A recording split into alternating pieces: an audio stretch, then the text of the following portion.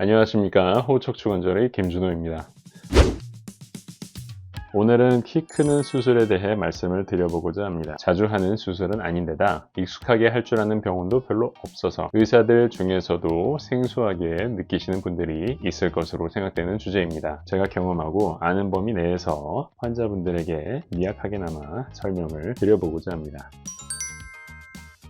키 크는 수술의 제일 원조는 일리자로프라는 기구입니다. 일리자로프 박사가 발명한 기구로 원래는 골절의 분류합을 치유하기 위해 고안된 장비입니다. 그림처럼 동그란 링 구조물에 연결된 철사를 뼈에 박아 넣어 고정을 하고 조금씩 조작을 해가며 원하는 형태로 뼈를 변경했습니다. 실제로 처음 적용된 임상예는 20번 넘는 수술에도 뼈가 붙지 않은 정강이뼈 골절 환자였습니다. 일리자로프를 이용하여 환자들을 치료하다 보니 이 기구가 뼈의 변형을 교정하고 길이를 늘리는 데에도 쓰일 수 있음을 알게 되어 폭넓게 적용되기 시작합니다. 요새는 사지 및 관절의 변형을 교정할 때 일리자로프가 쓰이고 키 크는 수술은 한 방향으로 다리를 늘리기만 하면 되므로 약간 다른 형태의 외부 고정장치를 사용합니다.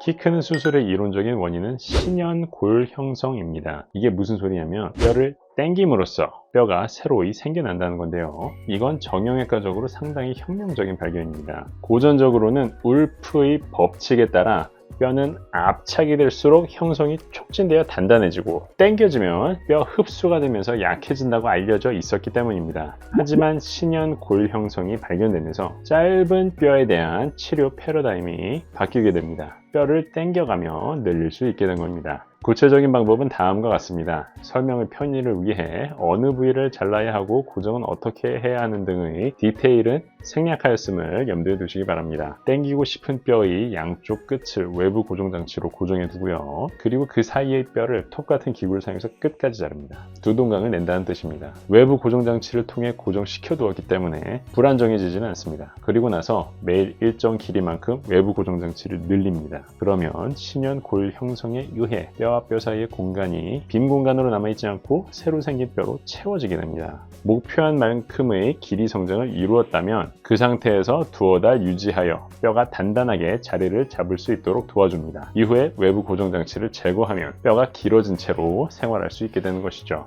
늘리는 속도는 경험적으로 저희가 알고 있습니다. 대략 하루에 1mm 정도 늘리게 되는데요. 속도가 너무 빠르면 뼈가 제대로 형성되지 못하게 되고요. 너무 느리면 새로 생긴 뼈가 단단해져서 제대로 늘어나지 않게 됩니다.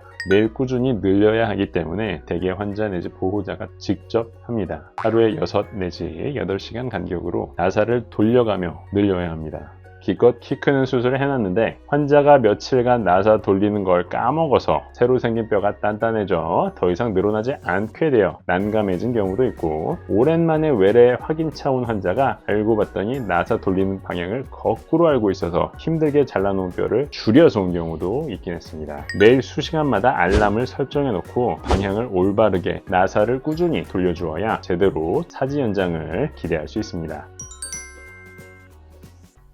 늘리는 길이에 대해서는 이렇게 생각하실 수 있습니다. 하루에 1mm씩이라면 한 달이면 30일이니 3cm, 10달이면 30cm를 늘릴 수 있겠네 라고 말입니다. 하지만 이건 이론적으로 가능한 말이고 실제로는 10cm 이상 늘리기가 불가능에 가깝습니다. 제일 큰 이유는 우리 몸에서 뼈가 제일 잘 자라는 조직이라는 겁니다. 무슨 소리냐면 다른 조직들은 뼈처럼 잡아 늘린다고 해서 생겨나고 자라나지 않는다는 겁니다. 흔하게 문제 생기는 곳이 신경 관련인데요. 신경을 잡아 늘렸으나 그에 맞춰 신경이 회복되지 못하기 때문에 감각이 저리거나 운동신경이 저하되는 소위 말하는 마비 같은 현상들이 나타납니다. 일단 이런 증상이 나타나면 신경을 희생할 수는 없기에 늘리는 속도를 절반 내지 3분의 1로 늦추거나 며칠 기다리면서 회복하기를 바라는 수밖에 없습니다. 2cm, 3cm 겨우 늘렸는데 신경 회복을 기다리는 그 와중에 뼈가 굳어서 더 이상 사지 연장을 못하는 경우도 왕왕 있습니다. 또한 근육도 어느 정도 이상 늘어나면 그 힘이 극도로 약해지는 지점이 있습니다. 그리고 사지 연장을 하는 수개월조차 휠체어 신세를 지는 경우가 많기 때문에 그 사이에 근육이 제대로 자극을 못 받아 추가적으로 더욱 약해지는 것도 고려해야 합니다. 이러한 제한 상황들을 감안하면 정강이뼈나 허벅지뼈 어디든 7 내지 8cm 정도가 현실적인 신연 한계라고 봐야 합니다. 그 이상을 늘리는 것은 합병증의 가능성이 많이 높아진다고 생각됩니다.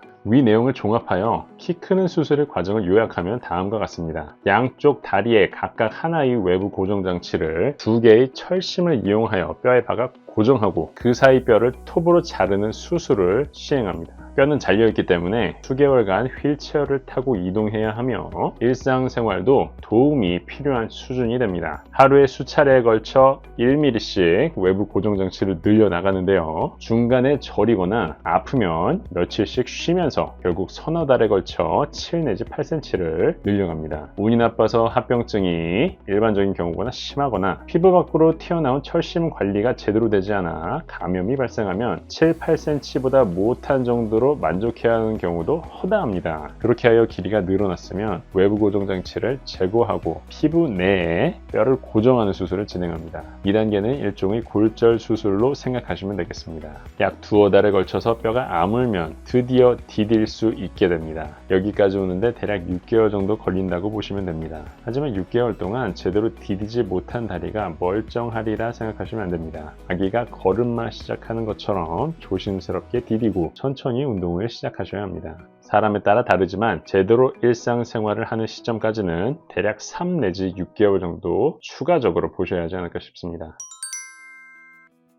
이를 요약하면 약 1년여를 고생해서 적어도 2차례의 수술을 감수하고 7 내지 8cm 정도의 사지 연장을 기대해 볼 수 있는 것이겠습니다. 물론 그마저도 보장된 것은 아닙니다. 인생의 제일 황금기인 20, 30대에 1년을 갈아 넣어 키를 약간 늘리는데 어느 정도 가치가 있는 것인지 솔직히 전 잘 모르겠습니다. 특히 학회 등을 다니다 보면 이런 수술 와중에 철심을 타고 감염이 발생하여 골수염까지 온 케이스를 보게 되는데 정말 시겁하게 됩니다. 물론 이제 극단적인 케이스이고 드뭅니다만 엄연히 감수해야 하는 가능성인 건 맞고요. 사지 연장술이라는 건 어떻게 보면 멀쩡하게 잘 있는 뼈를 굳이 잘라다가 저런 가능성들을 감수하는 겁니다. 이런저런 골절 수술 후에도 수개월이 지나서도 간간히 붓기, 통증, 관절 굳음을 호소하는 환자분들을 실제로 봐오고 있는 저 같은 의사의 입장에서는 사지 연장술이 그만큼의 가치가 있는 것인가 하는 의문이 드는 것은 사실입니다. 제가 레지던트일 때 교수님이 하신 말씀 중에 기억에 남는 말이 있습니다. 35살 이상만 되어도 사지 연장술에 대해 물어오는 환자가 없다라는 말씀인데요. 어떻게 보면 키라는 건 사실 젊은 시절에 잠깐 중요하게 통용되는 스펙 중 하나라는 것을 상기시켜주는 말이 아닐까 생각합니다. 이상으로 사지 연장술에 대해 제 경험과 더불어 의견을 제시드렸습니다. 긴 시간을 투자하고 합병증의 가능성이 높은 수술인 만큼 거기다 미용 수술에 가까운 특성을 꼭 고려하시고 생각해 보시길 추천드립니다. 호흡 척추관절이었습니다. 감사합니다.